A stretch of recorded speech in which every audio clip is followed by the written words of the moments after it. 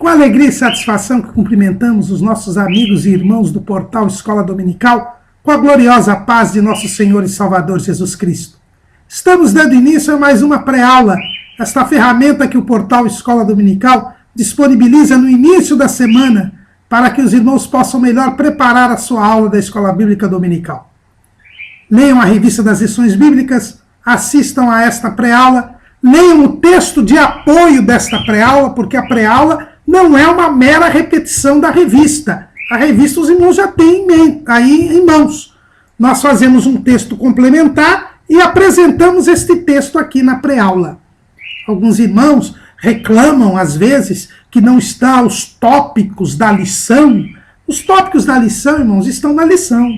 Nós estamos aqui complementando, aprimorando o seu estudo. Até porque a CPAD tem uma pré-aula, tem uma videoaula, que nós colocamos o link nas nossas redes sociais do portal Escola Dominical. Leiam outros textos de apoio que nós publicamos no site do portal Escola Dominical, portalebb.org.br. Ouçam as leituras diárias, breves comentários dos textos sugeridos nas lições bíblicas que nós disponibilizamos em nosso site. Acessem a sala dos professores, cadastre-se no portal, que é gratuito o cadastro, e os irmãos podem postar suas perguntas na sala dos professores. Nós temos visto que muitas pessoas não têm acessado a sala dos professores. Não tem nenhuma pergunta lá. Preferem fazer pergunta aqui no canal do YouTube, mas nós não vamos mais responder aí no canal do YouTube. Nós queremos que você use lá a sala dos professores do portal Escola Dominical. Nas redes sociais do portal Escola Dominical, no Facebook, facebook.com/portal Escola Dominical, no Twitter, @ebdportal, e no LinkedIn nós disponibilizamos dezenas de links, de textos de apoio, de slides, de videoaulas, de todas as faixas etárias e até mesmo de outros currículos da Escola Bíblica Dominical. E se tiverem ainda alguma dúvida, assistam à transmissão ao vivo no nosso canal do YouTube, às 19 horas, horário de Brasília, todo sábado, do estudo preparatório dos professores e amigos da Escola Bíblica Dominical, da Igreja Evangélica Assembleia de Deus, Ministério do Belém, na sede em São Paulo, onde imperativamente o irmão poderá elucidar suas últimas dúvidas. Mas tudo isso é apenas a preparação da Escola Bíblica Dominical. A Escola Bíblica Dominical se realiza na igreja local. Como diz o pastor Antônio Gilberto, é o povo do Senhor, na casa do Senhor, estudando a palavra do Senhor, no dia do Senhor. Neste primeiro trimestre de 2018, nós estamos estudando o tema A Supremacia de Cristo, fé, esperança e ânimo na carta aos Hebreus. Nós estamos estudando a Epístola aos Hebreus e o nosso comentarista é o pastor José Gonçalves, que é o pastor presidente das Assembleias de Deus em Água Branca, no estado do Piauí, presidente do Conselho de Doutrina da Convenção Estadual do Piauí e membro do Conselho de Apologética da Convenção Geral das Assembleias de Deus no Brasil, a nossa CGADB. E hoje estaremos a estudar a lição de número 6, Perseverança e Fé em Tempo de Apostasia. Nós iremos terminar aquela perícope que começou no capítulo 4 e no versículo 14, e hoje nós vamos estudar o capítulo 5, dos versículos 11 até o final do capítulo 6. O escritor aos Hebreus mostrou que Jesus é superior a Arão, porque Jesus é um grande sumo sacerdote que penetrou nos céus.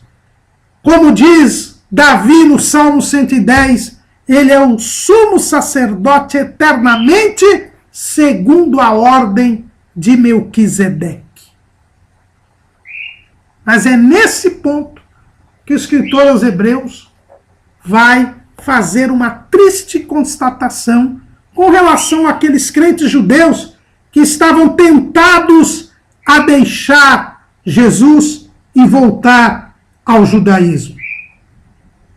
Ele diz assim, no capítulo 5, no versículo 10, chamado por Deus sumo sacerdote segundo a ordem de Melquisedeque, do qual muito temos que dizer, de difícil interpretação, porquanto vos fizestes negligentes para ouvir. Ao mostrar a superioridade de Cristo em relação a Arão, o escritor aos Hebreus diz que Jesus penetrou nos céus, é o grande sumo sacerdote, não tem pecado, e por isso pode nos ajudar em tempo oportuno e nos dar livre acesso ao Pai. Arão, por sua vez, embora compassivo e chamado por Deus, é pecador e tem que oferecer sacrifícios por si. Não tem acesso a Deus. E aí o escritor aos Hebreus diz, porque Jesus é sacerdote segundo a ordem de Melquisedeque, como está lá no Salmo 110. Mas isso é de difícil interpretação. E vocês não vão entender. Por que vocês não vão entender? Porque vocês são negligentes, se fizeram negligentes para ouvir. O escritor aos Hebreus, e nós já estudamos aqui, ele disse que a palavra precisa ser misturada com a fé para que tenha proveito. E que por isso a geração do Êxodo não tinha entrado na terra prometida. Mas a palavra de Deus ela é viva e eficaz. E é mais penetrante do que espada alguma de dois gumes. E penetra até a divisão da alma e do espírito. E é apta para discernir os pensamentos e as intenções do coração. A palavra de Deus é poderosa. A palavra de Deus é eficaz. A palavra de Deus é viva. Mas ela tem que ser ouvida e praticada. Senão ela não trará proveito algum. E agora, antes de falar, porque ele vai falar a respeito do sacerdócio segundo a ordem de Melquisedeque. É a nossa próxima lição. Ele fala disso no capítulo 7. Mas como uma advertência àqueles crentes. Como que mostrando por que aqueles crentes estavam titubeando na fé e pensando em retroceder. O escritor aos Hebreus diz, e vai falar sobre o perigo da apostasia. E é uma característica desse tratado que é a carta aos Hebreus. O escritor, ele traz os seus argumentos para mostrar que Jesus é melhor, e ao mostrar que Jesus é melhor, ele mostra o grande perigo que corriam aqueles crentes se deixassem Jesus. O tema da apostasia é um tema presente na Epístola aos Hebreus e que causou, durante a história da igreja e ainda causa hoje, muita espécie. Porque o escritor aos Hebreus ele é bem claro ao dizer àqueles crentes judeus que se eles deliberadamente abandonassem a Jesus, não teriam mais perdão. Isso assusta muita gente. Algumas passagens do livro de Hebreus, e hoje estaremos estudando uma delas, que é a do capítulo 6, deixam algumas pessoas inconformadas, algumas pessoas assustadas, porque elas estão acostumadas a ouvir que Deus é misericordioso, que Deus tudo perdoa, que não há pecado que possa suplantar a graça de Deus, porque onde abundou o pecado, superabundou a graça. E quando eles encontram estas passagens do livro de Hebreus, que falam de um pecado irreversível, que falam de uma perda inevitável e definitiva de salvação, eles se assustam e procuram dizer que o texto está errado, procuram questionar a autenticidade do texto ou distorcer a interpretação do texto, porque elas ficam apavoradas ao saber que quem deliberadamente abandona Jesus não tem mais perdão. Essa passagem do capítulo 6 é outra passagem do capítulo 10. E as pessoas se assustam com isto. Mas é a verdade bíblica. E o escritor aos Hebreus não está inovando, nem está isolado. Ele repete o que Pedro diz, o que Paulo diz. Não há novidade. O que Jesus diz. Nos evangelhos, nas epístolas de Paulo e na epístola de Pedro, nós encontramos isto. Há um grande perigo em apostatarmos da fé. Por isso não podemos correr este risco. E tudo começa, diz o escritor aos Hebreus, quando nos fazemos negligentes para ouvir a palavra de Deus. Ele queria aprofundar o estudo da superioridade do sacerdócio de Cristo para mostrar por que aqueles crentes judeus não podiam voltar à lei impunemente. Mas eles não tinham estrutura espiritual para entender isso. Por quê? Porque haviam se feito negligentes para ouvir. E hoje nós vivemos dias de apostasia.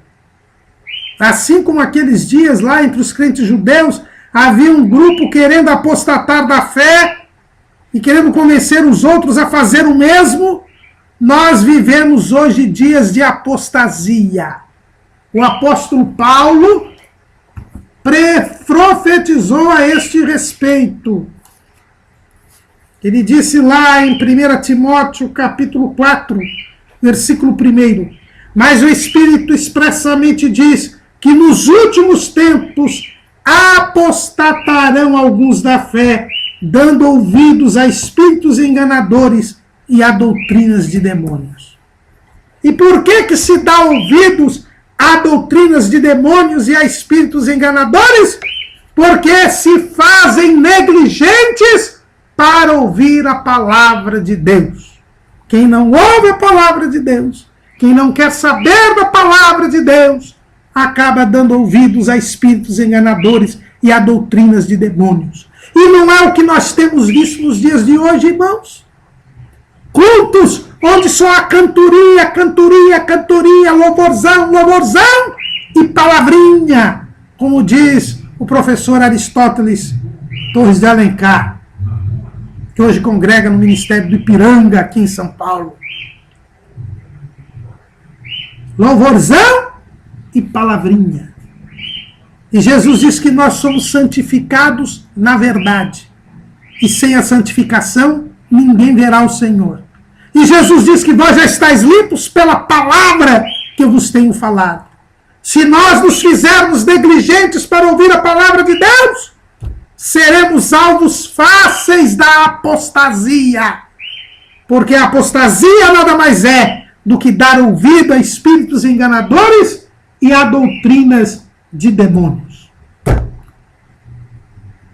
E o escritor aos Hebreus diz com tristeza que aqueles crentes judeus, muitos, certamente, ainda eram daquele grupo de 500 irmãos que viram Jesus subir aos céus.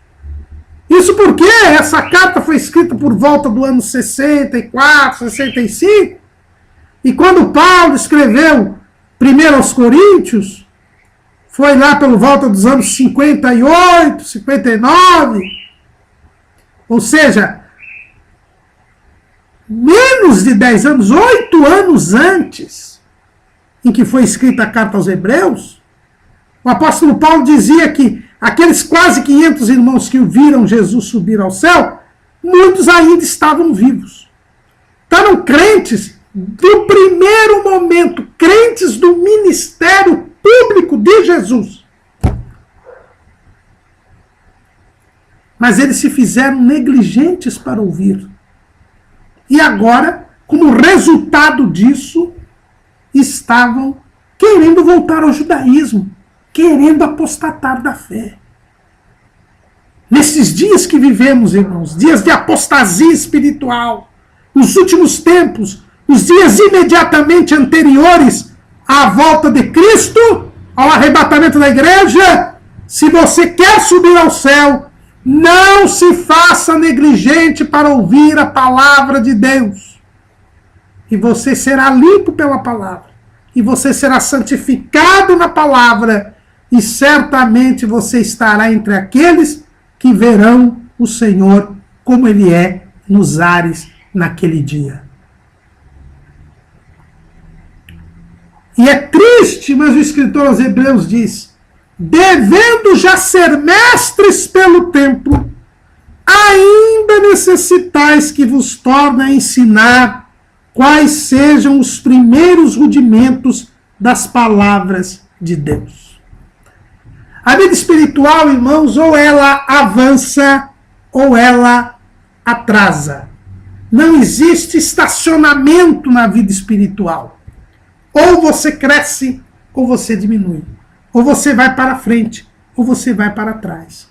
Aqueles crentes judeus, os primeiros crentes da igreja, que já deviam ser mestres, porque ouviram a ministração de Jesus, ouviram a ministração dos apóstolos, eles agora, pela negligência em ouvir a palavra de Deus, precisavam ser ensinados nos primeiros rudimentos das palavras de Deus. Como se fossem novos convertidos. Estavam embotados na sua mente. E é isto que nós temos visto em muitos lugares. Poucos são os que se interessam pelo estudo da palavra. Nossas escolas bíblicas dominicais não têm a totalidade. Muitas igrejas locais não têm sequer a maioria dos membros estudando na escola dominical, porque se fazem negligentes para ouvir a palavra. E muitos estão dando ouvidos a espíritos enganadores e a doutrinas de demônios. E precisam ser ensinados nos rudimentos da palavra de Deus, apesar de terem tanto tempo de crentes. Mas não adianta, não tem proveito nenhum o tempo na igreja se nós nos fizermos negligentes para ouvir a palavra de Deus. A palavra de Deus ela é fundamental para a nossa sobrevivência. Jesus disse: nem só de pão viverá o homem, mas de toda palavra que sai da boca de Deus. Quem não se alimenta da palavra morre espiritualmente. Se você não comer, você acaba morrendo, porque o corpo não sobrevive sem alimentação. A nossa alma e o nosso espírito não sobrevivem sem a palavra de Deus. Quem é negligente para ouvir se enfraquece espiritualmente e pode morrer.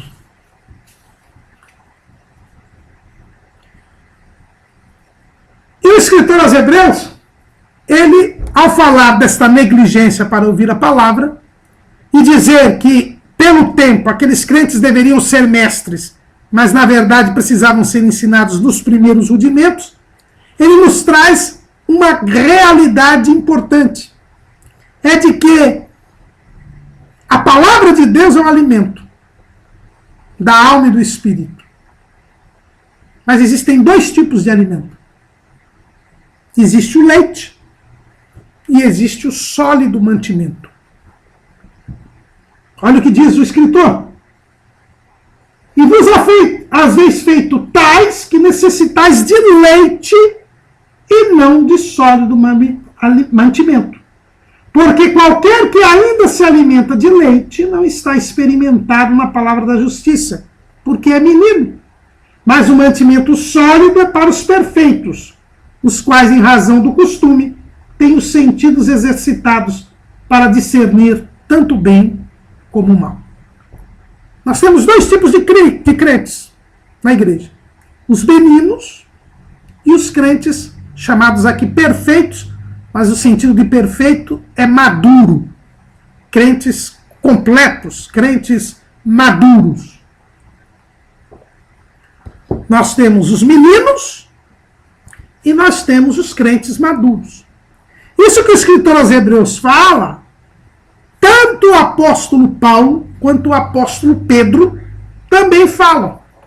Lá em 1 Coríntios, capítulo 3, versículo 2, com leites, Paulo, com leite vos criei, e não com manjar, porque ainda não podíeis, nem tampouco ainda agora podeis, porque ainda sois carnais. Paulo diz que os crentes de Corinto, eles eram meninos, e por isso tinham que ser criados com leite.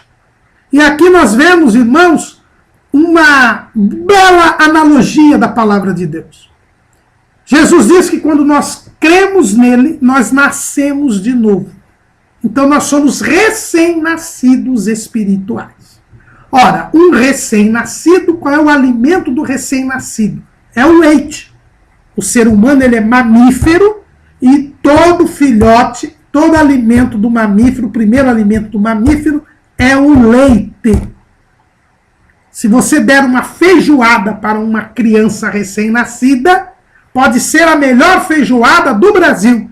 Você vai matar a criança, porque a criança não está ainda preparada para receber esse tipo de alimento.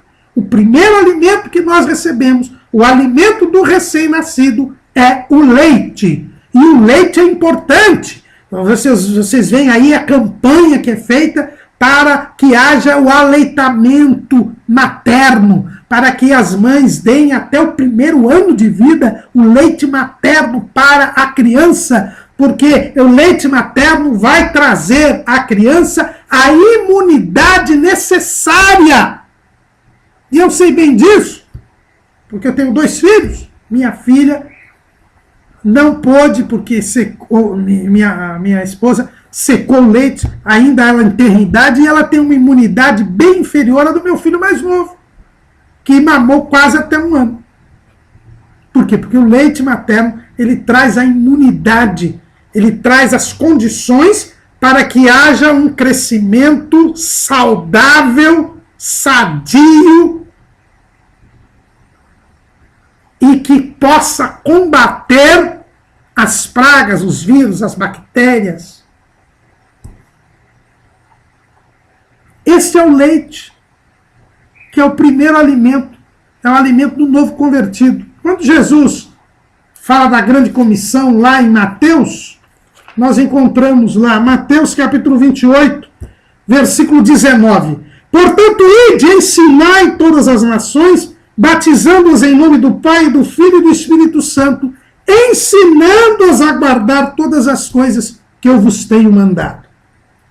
Então nós temos aqui 2 ensinais. Na versão revista e atualizada, Almeida, revista e atualizada, nós encontramos ali, em vez de ensinar, fazei discípulos. O primeiro ensino é o discipulado. É o ensino para o novo convertido, para o recém-nascido espiritual, onde se ensinam os primeiros rudimentos da palavra de Deus. É um ensino mais light, um ensino mais superficial, mas é um ensino que vai te trazer a imunidade espiritual. E mais à frente, quando vierem as falsas doutrinas, as heresias, as tentações, o crente que é ensinado e é criado com leite, ele tem força para resistir, porque ele já tem a imunidade espiritual desse primeiro ensino, que é um ensino importantíssimo, que é o discipulado, e que muitas igrejas têm negligenciado. Eu conheço casos até de igrejas em que a direção pressão é contra o discipulado. Trabalha contra o trabalho do discipulado. É uma loucura, uma insensatez espiritual. Irmãos, nós temos de ensinar. Jesus disse, ide e ensinai as nações. Só depois os batize em nome do Pai, do Filho e do Espírito Santo. A igreja de Antioquia, a primeira igreja gentílica, a igreja tão vigorosa em missão, foi a igreja que mandou o apóstolo Paulo para a missão. Ela foi formada com este leite. Olha lá, Atos 11 e 26. E sucedeu que todo um ano se reuniram naquela igreja e ensinaram muita gente. E em Antioquia foram os discípulos pela primeira vez chamados cristãos. Os crentes de Antioquia eram identificados com Cristo, chamados cristãos, pequenos cristos, parecidos com Cristo, porque eles viviam como Cristo. Por quê? Porque eles aprenderam no discipulado, no leite. O apóstolo Pedro, ele fala a respeito desse alimento, do alimento para o novo convertido. 1 de Pedro 2 e 2. Desejai afetuosamente como meninos novamente nascidos o leite racional, não falsificado, para que por ele vades crescendo. Então o leite é importantíssimo, mas é um alimento para o novo convertido. Aqueles crentes judeus, pelo tempo, não podiam ser tratados como meninos. Eles deveriam ser os pais de todas as igrejas locais. Eles faziam parte da primeira igreja local, a igreja mãe, a igreja de Jerusalém. Mas eles tinham se feito negligentes para ouvir. E estavam agora quase que apostatando da fé. Por quê? Porque tinham sido negligentes para ouvir a palavra. E precisavam ser novamente criados com leite. Embora já devessem ser mestres. Pela negligência em ouvir a palavra de Deus, se comportavam como meninos. O outro alimento é o sólido alimento.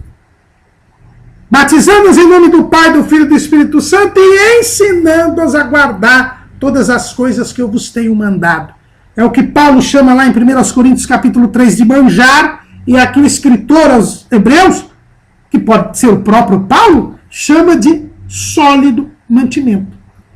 O sólido mantimento é para o crente perfeito. Perfeito aqui quer dizer o crente irrepreensível, o crente amadurecido.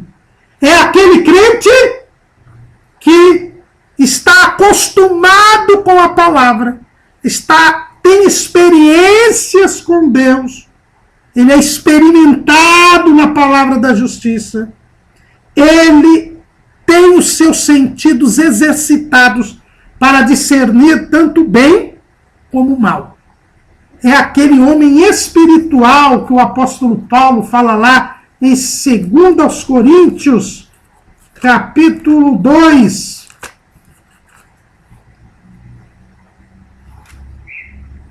Aliás, 1 Coríntios, capítulo 2, versículo 15. Mas o que é espiritual discerne bem tudo, e ele de ninguém é discernido.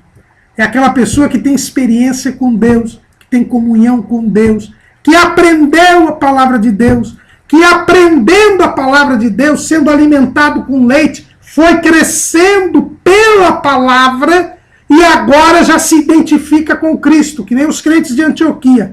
Ele é um cristão, ele é alguém que é parecido com Cristo, dirigido e guiado pelo Espírito Santo, cheio do Espírito Santo.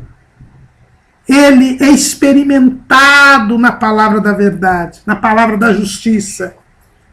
E por isso ele é alimentado com um sólido mantimento.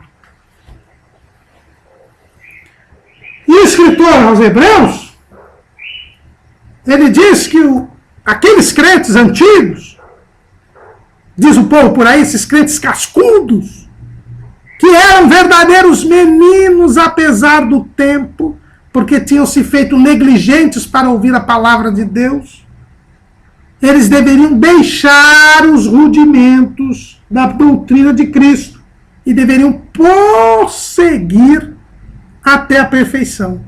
Eles deveriam amadurecer. Agora, o que me assusta aqui nesse capítulo 6 é que o escritor aos Hebreus ele dá uma espécie de currículo, tá? Do discipulado. O que ele chama de rudimentos da doutrina de Cristo? O que se deve ensinar no leite para o menino novamente nascido? São 6 doutrinas que o escritor aos Hebreus diz que são os rudimentos da doutrina de Cristo. A base. Esse é o currículo do discipulado. Lançando de novo o fundamento do arrependimento de obras mortas, de fé em Deus, doutrina dos batismos, da imposição das mãos, da ressurreição dos mortos e do juízo eterno. Esses 6 temas constituem o leite. E eu vejo muita gente na igreja que tem anos de crente. Gente que até é obreiro e que não sabe essas doutrinas. Nada sabe sobre o fundamento do arrependimento de obras mortas, que é a doutrina do arrependimento. Nada sabe sobre a doutrina da fé em Deus. Nada sabe sobre a doutrina dos batismos. Nada sabe sobre a doutrina da imposição das mãos. Nada sabe sobre a doutrina da ressurreição dos mortos. E nada sabe sobre a doutrina do juízo eterno. Porque se fazem negligentes para ouvir. É muito triste. Mas muitos hoje estão apostatando da fé, dando ouvido a espíritos enganadores e a doutrinas de demônios, porque não sabem nem os rudimentos das doutrinas de Cristo. Quantas mentiras são pregadas hoje na mídia e nos nossos púlpitos. E as pessoas dão glória a Deus, aleluia, levantam a mão, choram, e tudo não está na Bíblia. São mentiras, são emocionalismos, são bordões, são cópias de outras mensagens falsas. E estas pessoas que se fazem negligentes para ouvir a palavra estão se encaminhando para o desvio espiritual, para a apostasia espiritual. É coisa grave. Mas é isso que o escritor aos Hebreus está dizendo para aqueles crentes judeus. Por causa da negligência deles em ouvir a palavra, eles estavam sendo tentados a aceitar a ideia de abandonar Jesus e voltar para as práticas do judaísmo, apostatando da fé. Na parábola do semeador, Jesus fala da imaturidade espiritual. A palavra caiu em 4 tipos de terreno. E só no último terreno houve frutificação. Só no último terreno houve um amadurecimento. O primeiro terreno era à beira do caminho. A palavra nem germinou, porque o inimigo a retirou do coração da pessoa. A pessoa não chegou a crer. O segundo terreno são os pedregais. A palavra chegou, a semente chegou e germinou. A pessoa creu, nasceu de novo, mas não houve o ensino da palavra. Não houve o leite, não foi alimentada com leite. E por isso ela não criou raiz. Havia pedras. E a Bíblia diz que a palavra é o martelo que esmiuça a penha. Se houvesse ensino da palavra, se houvesse o discipulado, aquelas pedras seriam esmiuçadas e se transformariam em terra, e haveria nascimento da raiz, e aquela semente não só germinaria, não só brotaria, mas frutificaria. Não houve ensino da palavra. Não houve o martelo que esmiuça a penha. E a planta secou. Porque não criou raiz. Não teve como se alimentar. O terceiro terreno são os espinhais. Nos espinhais, a semente também germina. Também a pessoa crê. Nos espinhais há raiz. Há raiz. Porque há terra. Houve o ensino do leite. Mas enquanto a semente vai crescendo, de repente os espinhos a sufocam. Porque a pessoa se faz negligente para ouvir. Ela começou ouvindo a palavra, mas ela parou de ouvir a palavra. Ela tira o foco da palavra e começa a pensar nas coisas desta vida, nas coisas deste mundo. Se prende pelas coisas desta vida, se atrai pelas coisas do mundo. E aí então, ela é sufocada pelos espinhos. Não chega a frutificar, não chega ao amadurecimento. Ela tem um crescimento, mas ela não chega ao amadurecimento. O quarto e último terreno é a boa terra. Ali há condições de criar raízes e ali nada sufoca o crescimento espiritual. E com palavra, com sólido alimento, porque depois do crescimento há a frutificação. Aí nós chegamos ao amadurecimento. E aí, quando o crente ele amadurece, ele é experimentado na palavra da justiça, ele produz o fruto da justiça, o fruto do Espírito.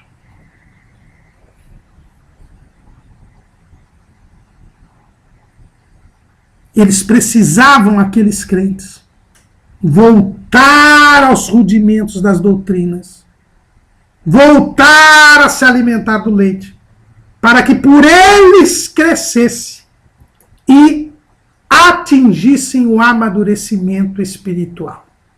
Se eles não fizessem isso, eles apostatariam da fé. E aí o escritor aos Hebreus, ele começa a assustar não só aqueles crentes, mas a assustar até hoje os crentes. Ele diz, olha, vocês precisam imediatamente voltar aos rudimentos de Cristo, se alimentar com leite, obter o crescimento espiritual e ir para o sólido mantimento. Porque se vocês não fizerem esse itinerário, vocês vão apostatar da fé. E a apostasia é irreversível. Olha o que diz o escritor aos Hebreus. Porque é impossível que os que já uma vez foram iluminados e provaram o dom celestial e se fizeram participantes do Espírito Santo e provaram a boa palavra de Deus e as virtudes do século futuro e recaíram, sejam outra vez renovados para arrependimento, pois assim quanto a eles, de novo crucificam o Filho de Deus e o expõem ao vitupério.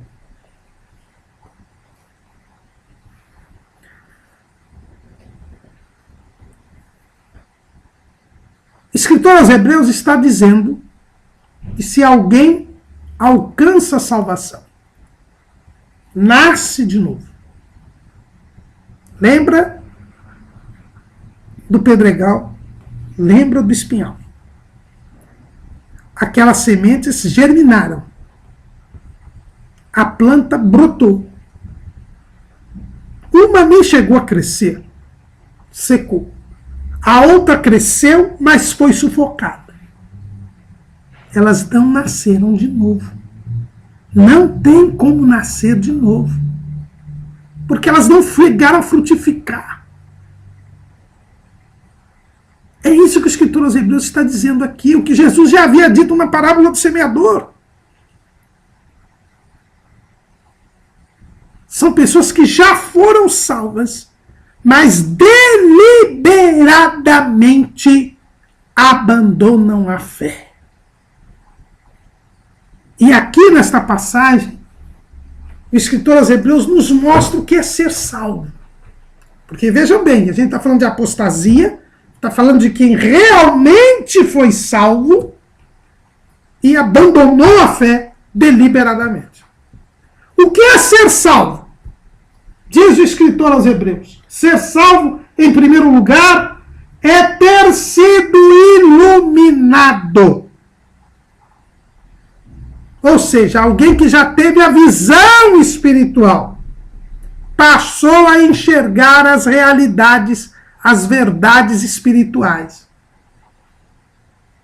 Lembrem-se lá do Peregrino de John Bunyan. Cristão, ao ler a palavra, ele percebe que está na cidade da destruição. Evangelista vem e prega o evangelho a ele. Ele crê. E pergunta o que ele deve fazer. E o evangelista diz, você deve sair da cidade da destruição e ir para a cidade celestial. E ele vê um lugar para onde o evangelista encaminha. Ele enxerga este lugar. O que os seus parentes, seus entes queridos não enxergam. Ele tem uma visão espiritual. Porque quem nasce de novo, ele vê o reino de Deus. É o que Jesus diz a Nicodemos, lá em João, capítulo 3, versículo 3. Paulo, escrevendo em 2 aos Coríntios, capítulo 4, versículo 4, ele diz assim, nos quais o Deus deste século cegou os entendimentos dos incrédulos, para que lhes não resplandeça a luz do evangelho da glória de Cristo, que é a imagem de Deus. Quando a pessoa crê, ela nasce de novo, ela é salva, ela vê o reino de Deus. Ela supera a cegueira espiritual imposta pelo diabo. Ela vê o reino de Deus. Lá em João, capítulo 8, versículo 20, está escrito, estas palavras disse... 8:12, desculpa. Falou-lhes, pois, Jesus outra vez, dizendo, eu sou a luz do mundo. Quem me segue não andará em trevas, mas terá a luz da vida. E lá em João 9:5, enquanto estou no mundo, sou a luz do mundo. Jesus é a luz do mundo. Ele ilumina a nossa visão espiritual. Então, ser salvo é enxergar as realidades espirituais. Segunda coisa, ser salvo, diz o escritor aos Hebreus, é ter provado o dom celestial. Provar o dom celestial. Que dom celestial é esse? É o dom do Espírito Santo. É receber o Espírito Santo. Quem é salvo torna-se morada do Espírito Santo. Torna-se templo do Espírito Santo. Por quê? Porque os nossos pecados são tirados e o Espírito Santo entra em comunhão com o nosso espírito e testifica que nós somos filhos de Deus. Eu e você passamos a ser morada de Deus em espírito. O Espírito Santo vem morar em nós. O Pai e o Filho vêm morar em nós. Então, ser salvo é receber o dom, provar o dom celestial. É entrar em comunhão com o Espírito Santo. Porque eu me arrependi dos meus pecados e fui perdoado dos meus pecados. Então, ser salvo é, de um lado, enxergar as realidades espirituais, mas é, do outro lado, receber o Espírito Santo passar a ser templo do Espírito Santo e produzir o fruto do Espírito. Porque se o meu espírito está em comunhão com o Espírito de Deus, eu ando segundo o Espírito, eu passo a produzir o fruto do Espírito, que está lá em Gálatas 5:22. Amor, gozo, paz, benignidade, bondade, mansidão, fé, temperança e longanimidade. São estas 9 qualidades do fruto do Espírito. As 9 bem-aventuranças dos discípulos de Jesus, lá no Sermão do Monte. Mas ser salvo também, diz o escritor aos Hebreus, é ser participante do Espírito Santo. Como eu disse, eu entro em comunhão com o Espírito Santo. E eu passo a ser participante da natureza divina, como diz Pedro, lá em 2 de Pedro 1:4. 2 de Pedro 1:4 diz assim: pelos quais nos tem dado grandíssimas e preciosas promessas, para que por elas fiqueis participantes da natureza divina, havendo escapado da corrupção que pela concupiscência há no mundo. Eu passo a ser participante da natureza divina. O objetivo da obra de Jesus é nos tornar um com Deus, assim como ele é um com o Pai. Está lá em João 17:21. Nós agora somos participantes da natureza divina. Então, quem é salvo, repetindo, enxerga as realidades espirituais, passa a ser templo do Espírito Santo, passa a ser participante da natureza divina. Mas também prova a boa palavra de Deus. Ele agora ouve e pratica a palavra de Deus. É por isso que o crente maduro, ele é experimentado na palavra da justiça, diz o escritor aos Hebreus.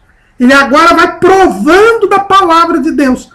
Ao confiar em Jesus, obedecer a Jesus e praticar a palavra de Deus, ele vai percebendo na sua vida que a palavra de Deus é a verdade. Porque aquilo que a palavra de Deus diz, acontece com ele. Ele recebe milagres de Deus. Ele é protegido por Deus. Ele é usado por Deus. Ele testifica de Deus.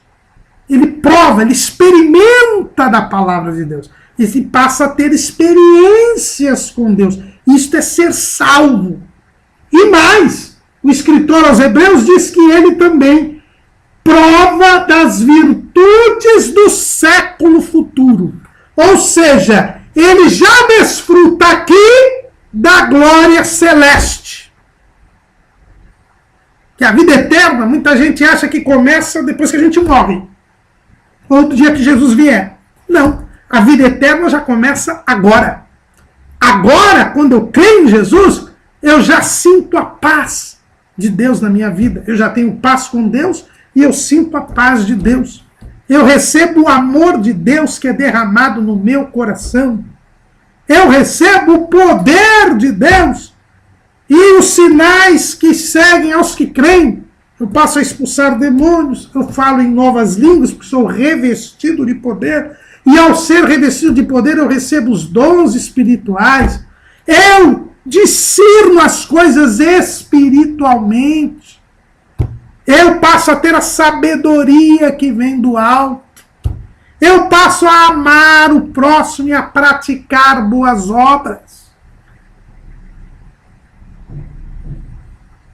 Eu mudo a minha maneira de ser. Eu passo a fazer com que as pessoas, ao ver as minhas boas obras, glorifiquem ao Pai que está nos céus. Há uma completa mudança na minha vida. E eu passo a desejar o céu. Eu passo a ter como alvo o céu. Eu passo a me desprender das coisas deste mundo e a pensar nas coisas que são de cima. E passo a me santificar e a amar a vinda de Jesus e a esperar Jesus. Isso é provar as virtudes do século futuro. Nos momentos de oração eu já entro na presença de Deus. Quando nós estamos orando, nós já entramos no céu. Nós penetramos no céu. Porque Jesus está à direita do Pai, penetrou nos céus e abriu um novo e vivo caminho. Eu já desfruto aqui da glória celeste. Isto é ser salvo. Então, irmãos, vejamos muito bem isso. O escritor aos Hebreus diz que quem já foi salvo e deliberadamente abandona a fé em Cristo, ele não tem mais jeito. E ser salvo é ter a visão espiritual, é ser templo do Espírito Santo, se fazer participante do Espírito Santo, provar a boa palavra de Deus e provar as virtudes do século futuro. Não é só levantar a mão e ir lá na frente, ou ter cartão de membro, ou ter credencial de obreiro. Porque muitas pessoas estão na igreja e jamais se apartaram da iniquidade, jamais provaram da palavra de Deus, das virtudes do século futuro, não nasceram de novo, não receberam o dom celestial. Esses são incrédulos, são falsos irmãos. Mas não é destes que o escritor aos Hebreus está falando. Está falando de pessoas que realmente foram salvas, mas que agora, deliberadamente, resolvem abandonar a Cristo. É o que muitos crentes judeus estavam querendo fazer. Depois de tanto tempo de fé, alguns até, daquele grupo de quase 500 irmãos que viram Jesus subir aos céus, eles estavam pensando em abandonar Jesus e voltar à prática da lei para acabar com a perseguição que estavam sofrendo, para se unir aos judeus para libertar Israel de Roma. E o escritor aos Hebreus diz, cuidado se vocês fizerem isso. Porque quem já foi iluminado, quem já provou o dom celestial, quem já foi participante do Espírito Santo, quem já provou a boa palavra de Deus e as virtudes do século futuro, se de livre e espontânea vontade, deliberadamente, voluntariamente, abandonar tudo, não tem como voltar atrás. Porque de novo estará crucificando o Filho de Deus. É impossível que os que já uma vez foram iluminados e provaram o dom celestial e se fizeram participantes do Espírito Santo e provaram a boa palavra de Deus e as virtudes do século futuro e recaíram, sejam outra vez renovados para arrependimento. Quem deliberadamente abandona Cristo, já tendo sido salvo, faz isso, como diz o povo aí, de caso pensado, ele não terá mais lugar para se arrepender. Porque não tem como se arrepender mais. Mas ele nunca namorou. Isto quer dizer, então, que se eu pecar depois que eu for salvo, eu estou perdido? E não tem mais chance? Não. Isso o diabo costuma fazer. Quando um crente peca e se arrepende, fica triste, o diabo diz, para você não tem mais jeito. Você foi salvo e pecou. Apostasia é diferente de prática de pecado. Porque não há homem que não peque. Foi o que Salomão disse lá na consagração do templo.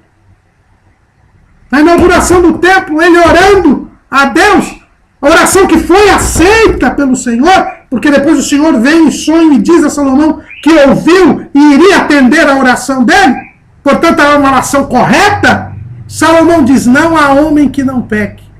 João, escrevendo lá na sua primeira carta, capítulo 2, versículo 1, ele diz assim, meus filhinhos, estas coisas vos escrevo para que não pequeis. E se alguém pecar, temos um advogado para com o Pai, Jesus Cristo justo. E ele é a propiciação pelos nossos pecados, e não somente pelos nossos, mas também pelos de todo o mundo. João está falando com crentes aqui. Quando ele fala filhinhos, ele está se dirigindo aos crentes. E diz para o crente, não peque, mas se você pecar. Esse pecado é um pecado acidental, próprio da imperfeição humana. Quando nós pecamos, imediatamente a nossa consciência nos acusa. Imediatamente nós nos entristecemos.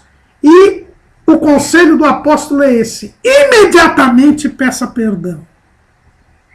Aquele que confessa e deixa, alcança misericórdia. Nós pecamos. Depois que nós somos salvos, nós pecamos. Porque nós ainda não somos perfeitos. Mas o pecado é acidental. Não é uma decisão deliberada de abandonar Jesus. É um fracasso, um deslize.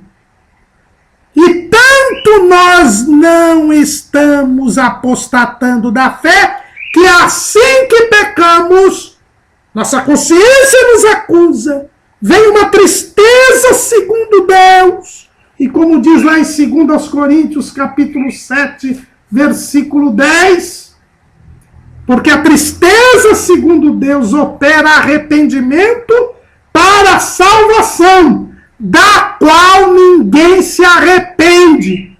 Aqui que está o segredo.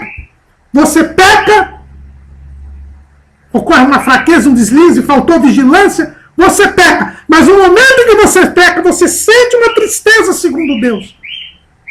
Por quê? Porque você não deixou Jesus, não abandonou Jesus, não abandonou a salvação, não desprezou a salvação. Você caiu, você pecou, mas você quer ser salvo. Você não menosprezou, não desprezou a salvação. A apostasia é o contrário. A apostasia é você renegar a salvação. É abandonar a fé em Jesus. É dizer, Jesus não salva. Não tem como Jesus me salvar.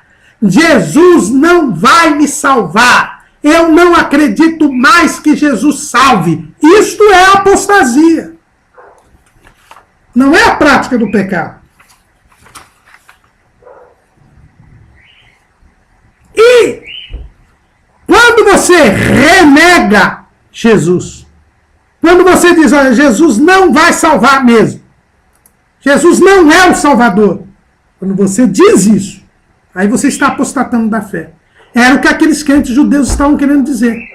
Estavam querendo dizer que eles poderiam obter a salvação praticando a lei. Que não valia a pena crer em Jesus. Que pela prática da lei eles estariam salvos. Eles estavam querendo dizer que tinha sido uma ilusão acreditar que Jesus era o Salvador. Que Jesus era o Messias. Por isso eles estavam apostatando da fé. E quando você renega a salvação, você está dizendo que o Espírito Santo é mentiroso. Porque foi o Espírito Santo que convenceu você do pecado, da justiça e do juízo. Jesus disse que ele ia mandar o Espírito Santo para convencer do pecado, da justiça e do juízo. Então esta apostasia de que o autor aos Hebreus está dizendo aqui, nada mais é que a blasfêmia contra o Espírito Santo, de que Jesus fala nos Evangelhos. Lá em Mateus capítulo 12, versículo 31, Jesus diz assim: portanto eu vos digo, todo pecado e blasfêmia se perdoará aos homens, mas a blasfêmia contra o Espírito não será perdoada aos homens. E se qualquer disser alguma palavra contra o Filho do Homem, ser-lhe-á perdoado. Mas se alguém falar contra o Espírito Santo, não lhe será perdoado, nem neste século, nem no futuro. O que é a blasfêmia contra o Espírito Santo? É uma ofensa ao Espírito Santo. O que é blasfêmia? Blasfêmia é uma calúnia, uma ofensa, uma injúria contra o Espírito Santo. contra Deus. E no momento que você diz, Jesus não é o Salvador, não creio mais que Jesus salve, você está dizendo que o Espírito Santo é mentiroso. E você está atribuindo ao Espírito Santo algo que é próprio do diabo. Porque quem disse para você que Jesus é o Salvador foi o Espírito Santo. Ele convenceu você que você é pecador, ele convenceu você que Jesus é o Salvador, e ele convenceu você de que quem não crer em Jesus será condenado, assim como o diabo foi condenado. Isso que é convencer do pecado, da justiça e do juízo. A partir do momento que você diz, não, Jesus não é o Salvador, eu me enganei, eu achei que Jesus fosse o Salvador, mas ele não é o Salvador. Aí você está chamando o Espírito Santo de mentiroso. E ao chamar o Espírito Santo de mentiroso, você está atribuindo ao Espírito Santo algo que é próprio do diabo. Porque lá em João, capítulo 8, versículo 44, Jesus disse, vós tendes por pai ao diabo, e quereis satisfazer os desejos de vosso pai. Ele foi homicida desde o princípio e não se firmou na verdade, porque não há verdade nele. Quando ele profere mentira, fala do que lhe é próprio, porque é mentiroso e pai da mentira. Se nós formos lá em Marcos capítulo 3, versículo 31, onde também tem a passagem da blasfêmia contra o Espírito Santo, olha o que Marcos diz. Aliás, Marcos 3, 29 e 30. Qualquer, porém, que blasfemar contra o Espírito Santo, nunca obterá perdão, mas será réu de do eterno juízo. Porque diziam, tem espírito imundo. Veja bem que os fariseus, eles disseram que Jesus tinha espírito imundo. Então atribuíram o que Jesus fazia, que era pelo Espírito Santo, ao diabo, ao demônio. Então quando você diz Jesus não é Salvador, eu me enganei, Jesus não salva, por isso eu não vou servi-lo mais, porque ele não salva, você está atribuindo ao Espírito Santo uma obra do diabo, assim como os fariseus fizeram. E isso é blasfêmia contra o Espírito Santo. Então a blasfêmia contra o Espírito Santo e a apostasia, de que fala o escritor aos Hebreus, é o mesmo pecado. É o pecado imperdoável. Por quê? Porque se você se rebela, se revolta contra o Espírito Santo, como é que você vai poder ser salvo? Não tem como você ser salvo. Porque quem convence você do pecado, da justiça e do juízo é o Espírito Santo. Mas se você se rebela contra o Espírito Santo, quem vai te convencer do pecado, da justiça e do juízo? Não tem quem te convence. Porque quem convence é o Espírito Santo. No Catecismo da Igreja Católica, existe uma definição bíblica, com base bíblica, da blasfêmia contra o Espírito Santo, do pecado contra o Espírito Santo. E eu vou lê-lo aqui pela sua base bíblica. Não se escandalizem, mas é para você entender. Lá no parágrafo 1864 do Catecismo da Igreja Romana está escrito: a misericórdia de Deus não tem limites, mas quem se recusa deliberadamente a acolher a misericórdia de Deus pelo arrependimento, rejeita o perdão dos seus pecados e a salvação oferecida pelo Espírito Santo. Semelhante endurecimento pode levar à impenitência final e à perdição eterna. Quem nos convence do pecado, da justiça e do juízo é o Espírito Santo. Agora, se você diz que o Espírito Santo é o cão, você não tem como ser perdoado. Por isso que este pecado é um pecado imperdoável.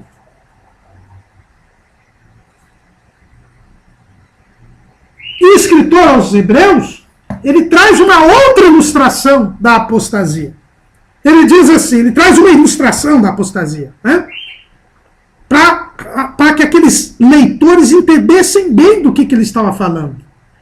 Porque a terra que embebe a chuva, que muitas vezes cai sobre ela, e produz erva proveitosa para aqueles por quem é lavrada, recebe a bênção de Deus. Mas a que produz espinhos e abrolhos é reprovada, e perto está da maldição. O seu fim é ser queimada. A terra que recebe a chuva e produz erva, ela é abençoada.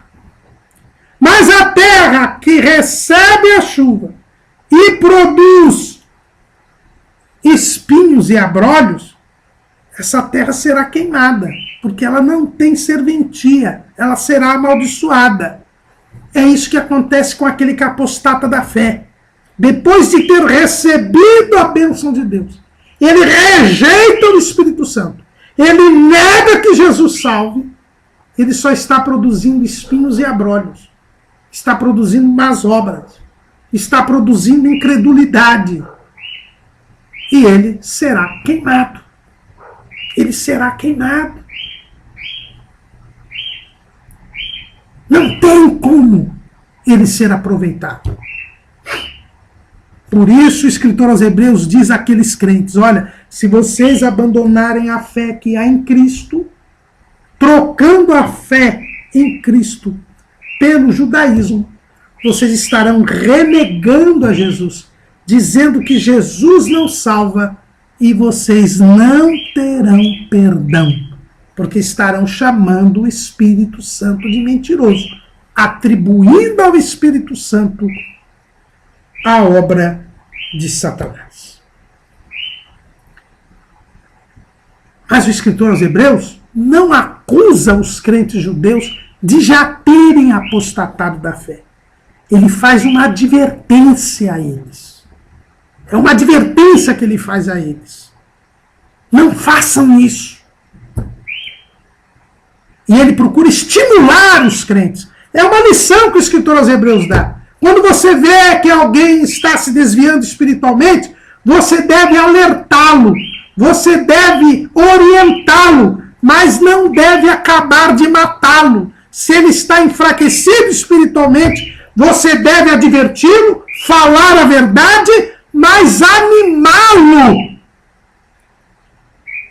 a retroceder neste seu desvio espiritual. Olha o que diz o escritor aos Hebreus.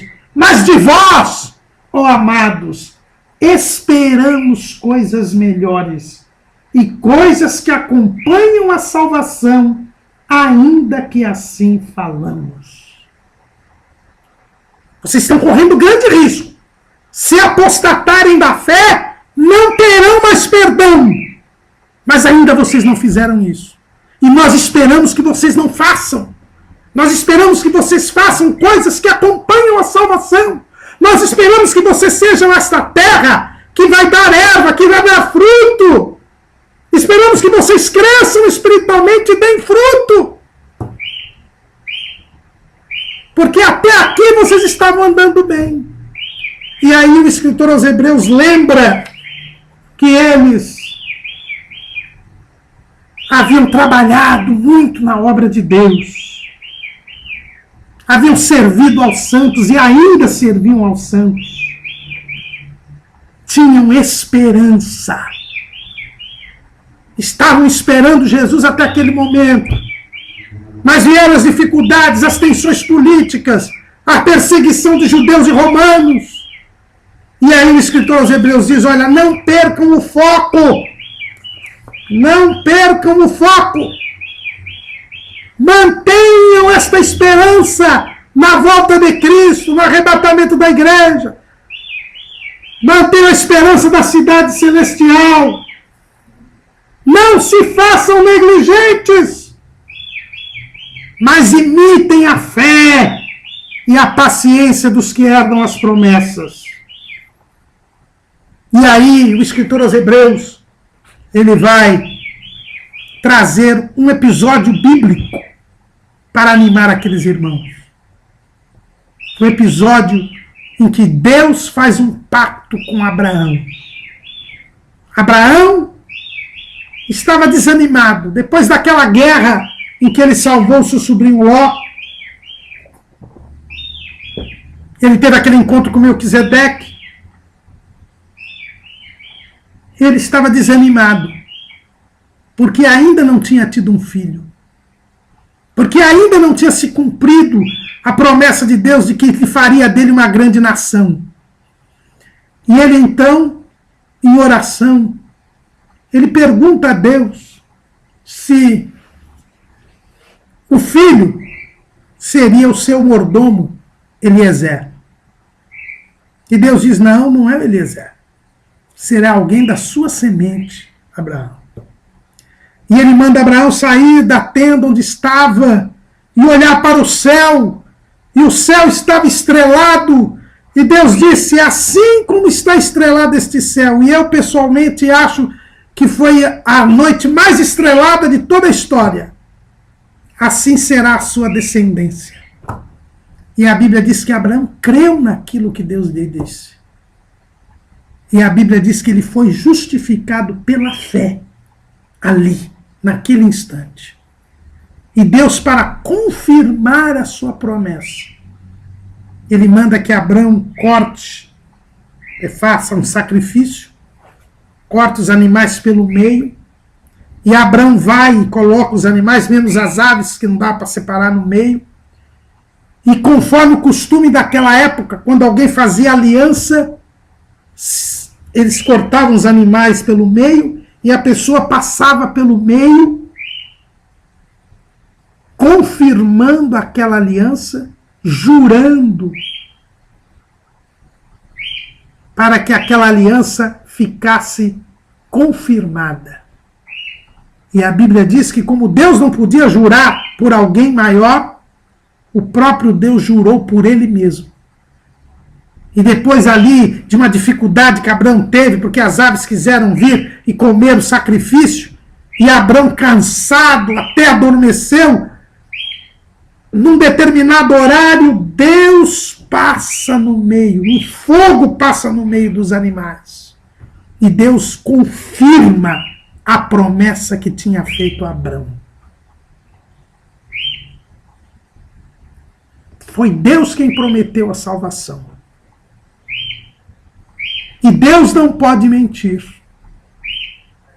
E Deus confirmou a promessa a Abraão, que se concretizou em Cristo, jurando por ele mesmo, porque não há ninguém maior do que Deus. Deus não muda, Deus não mente. Por isso, aqueles crentes não tinham que apostatar da fé. Tinham que manter a esperança no cumprimento das promessas, porque o Deus que prometeu é fiel. A esperança é a âncora da alma, diz o escritor aos Hebreus. Eles não podiam perder o foco.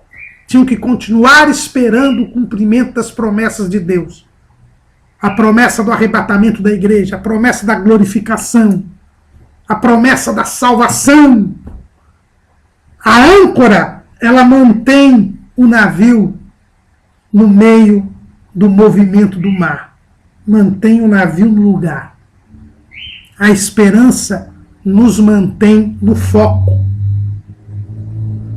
Na esperança da volta de Cristo. O escritor Paulo, escrevendo a Tito, ele diz assim: porque a graça de Deus se há manifestado, trazendo salvação a todos os homens, ensinando-nos que, renunciando às impiedades e concupiscências mundanas, vivamos neste presente século sóbria, justa e piamente, aguardando a bem-aventurada esperança e o aparecimento da glória do grande Deus e nosso Senhor Jesus Cristo. João, escrevendo lá em 1 de João, capítulo 3, amados, agora versículo 2, agora somos filhos de Deus e ainda não é manifestado o que havemos de ser, mas sabemos que quando ele se manifestar, seremos semelhantes a ele, porque assim como é, o veremos. E qualquer que nele tem esta esperança, purifica-se a si mesmo, como também ele é puro. O escritor aos Hebreus diz, ao invés de pensarem em voltar ao judaísmo, mantenham a esperança nas promessas de Deus, porque Deus não muda, Deus não mente. E assim como Deus jurou a Abrão e cumpriu as promessas a Abrão, ele cumprirá as promessas que fez para nós. Disse o escritor aos Hebreus, desejamos que cada um de nós mostre o mesmo cuidado até o fim para a completa certeza da esperança. Vamos fazer como Paulo. Escrevendo aos Filipenses, o apóstolo Paulo diz,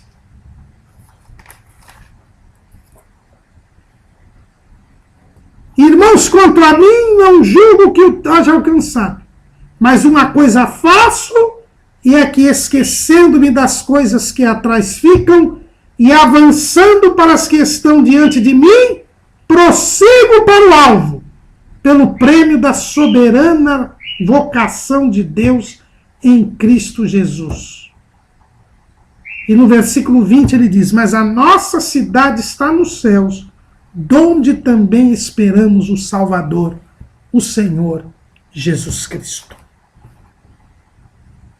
Aqueles crentes haviam negligenciado no estudo da palavra. Por isso haviam enfraquecido.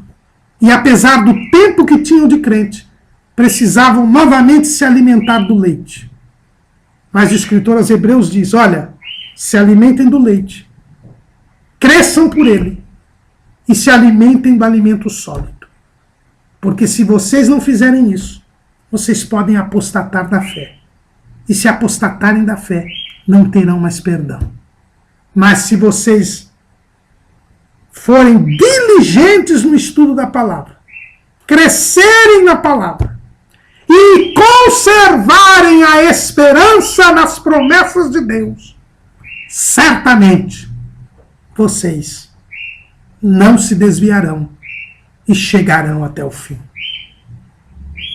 Que este conselho do escritor aos Hebreus, inspirado pelo Espírito Santo, seja seguido por todos nós. Amém.